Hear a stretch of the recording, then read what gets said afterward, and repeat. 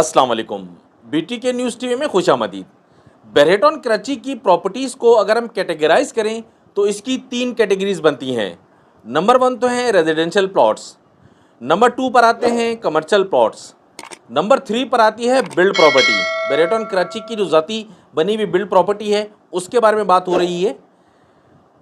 इसको भी अगर हम हिस्सों में डिवाइड करें बिल्ड प्रॉपर्टी को भी, तो नंबर 1 है अपार्टमेंट्स और नंबर 2 है विलास।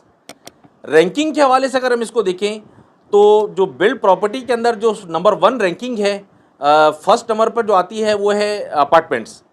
आज की इस वीडियो में हम बेरेटन कराची के जितने भी अपार्टमेंट्स हैं, जिसके अंदर प्रेजेंट 19 के अपार्टमेंट्स हैं, बैरिया हाइट्स है, सेंट्रल पार्क अपार्टमेंट्स हैं, इन तमाम अपार्टमेंट्स के रेट्स, इनकी मार्केट सिचुएशन और मार्केट ट्रेंड के बारे में बात करेंगे। और इसी के साथ साथ इन अपार्टमेंट्स की जो रेंटल